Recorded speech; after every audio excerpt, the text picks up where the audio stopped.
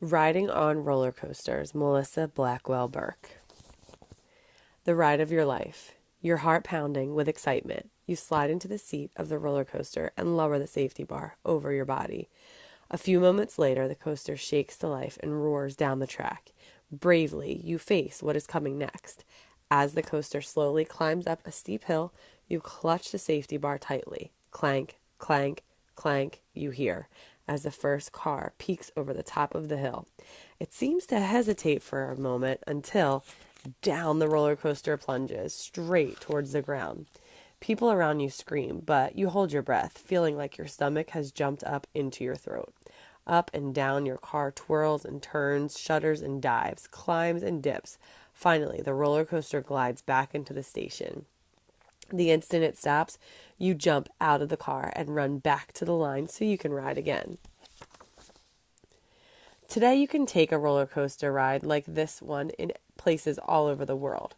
Roller coasters are named after poisonous snakes, fast winds, and superheroes, so people know that these rides will be very exciting. Some roller coasters are made on wooden tracks that rattle and shake as the cars race up and down their path. Others stand on strong metal tracks that twist and bend in the air like spaghetti noodles.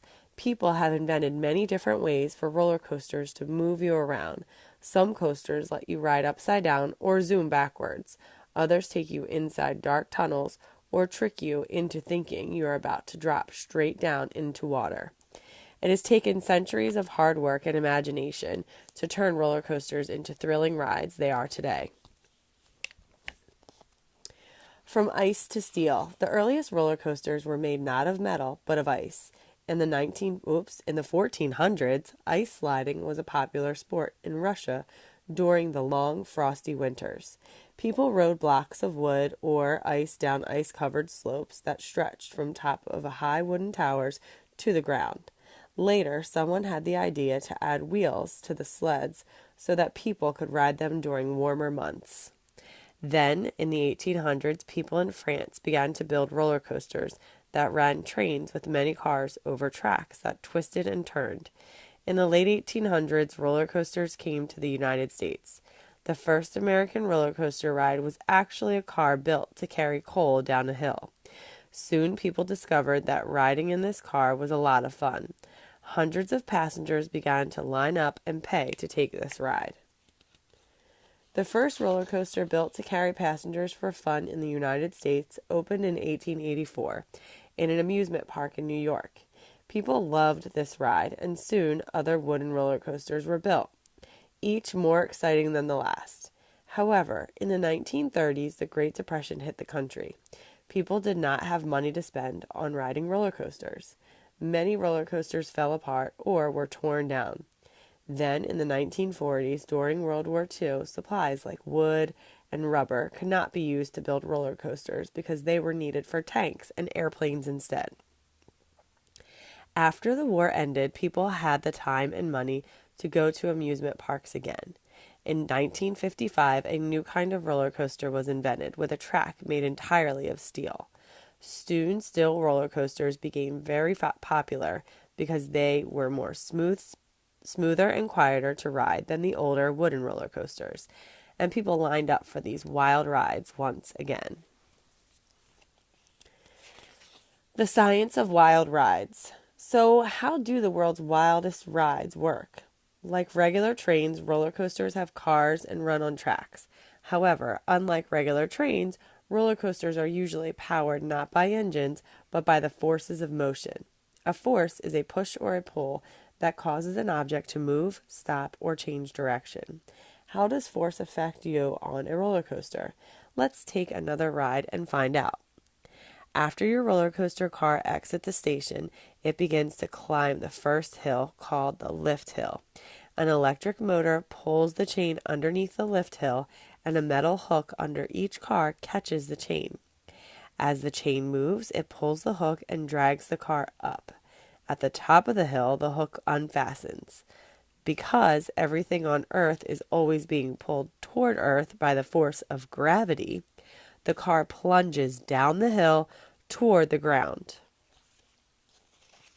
What happens when your roller coaster car suddenly curves to the right? You are thrown against its left side. The inside of the car is bumping into you as it moves to the right because inertia keeps your body moving forward in a straight line.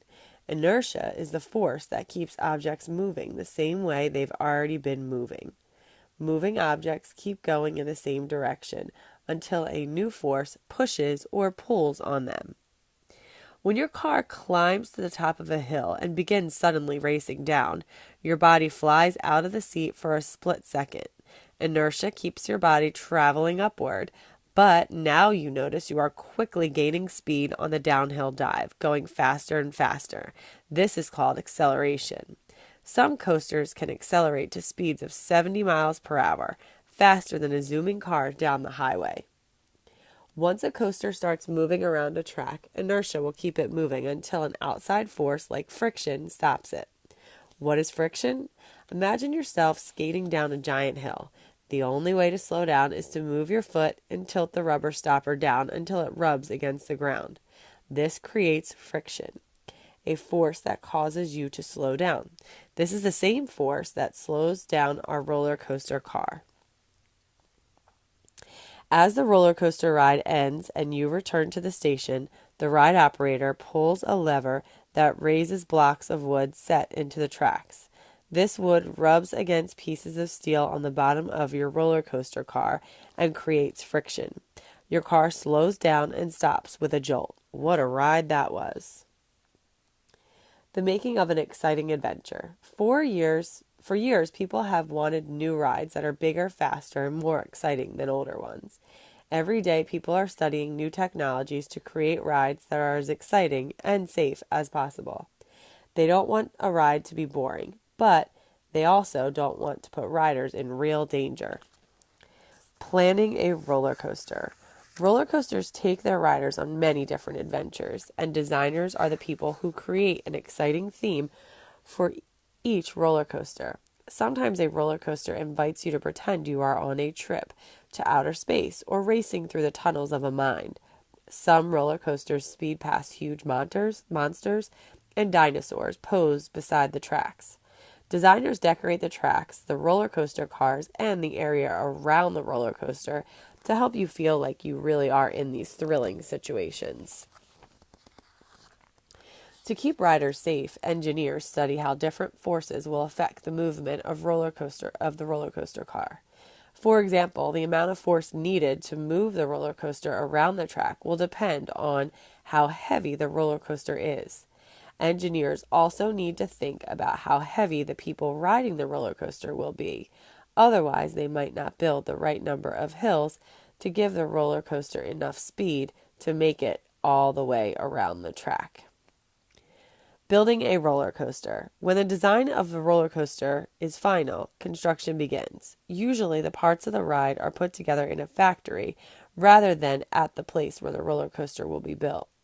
Then the track is shipped in pieces to the amusement park and assembled there. At this point, the roller coaster looks like a giant toy building set. Safety first. Once the ride is built, the roller coaster goes through safety tests before you can ride it. The cars of the coaster are loaded with sandbags and sent around the track.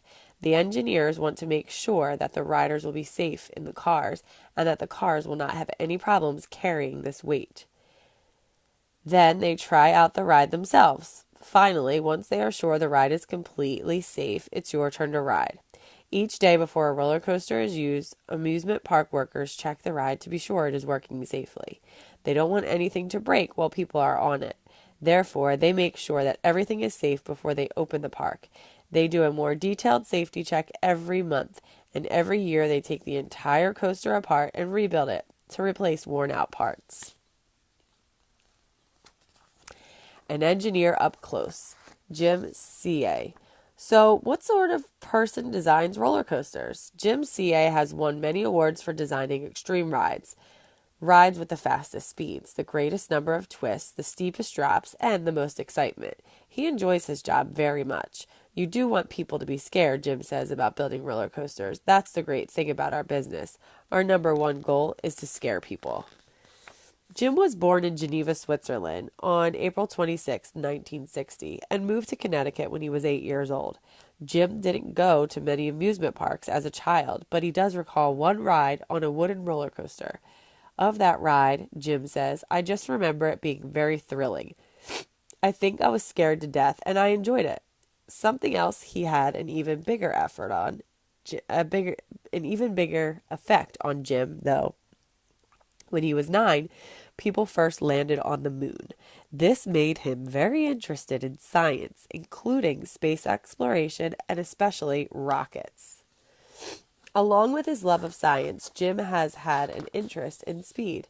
He has always liked cars, rocket ships, and motorcycles, all things that people design and redesign to go faster and faster. He also likes adventurous sports such as racing sailboats, skydiving, and inline skating. And he loves roller coasters, saying that if a coaster does what it's supposed to do, you want to ride it over and over. It's a thrill every time.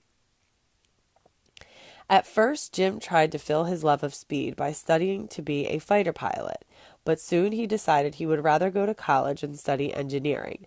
After graduating, he helped an army design new ways to guide objects through the air. However, he quit a few years later to take a job where he could mix his love of excitement with his knowledge of technology, creating bigger and better roller coasters. New kinds of coasters.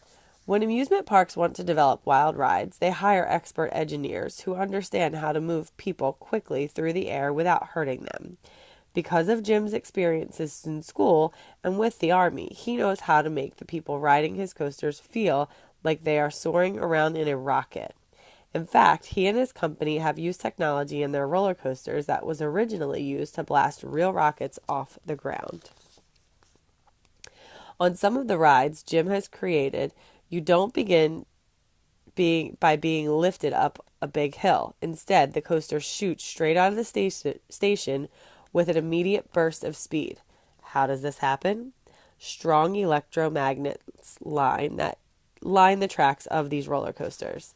These electromagnets are iron bars made into magnets by passing electricity through wires wrapped around them. The roller coaster cars have metal fins on their bellies, which are attracted to electromagnets. When a huge amount of electricity runs through the electromagnets surrounding the fins, a magnetic force is created that pushes the cars forward or backward. The earliest roller coasters could only go up, down, and upside down, but now roller coasters can roll you in sideways circles or swing your legs in midair. As people invent new technologies and think of new ideas, roller coasters keep becoming more and more exciting to ride. Each day they get bigger, faster, and more amazing. Would you like to help build roller coasters in the future? Jim says you should take part in creative activities, study science in school, and learn how to work well in a team. It takes hundreds of people to create each roller coaster. But, Jim says, any one person can make a difference during that process. That person could be you.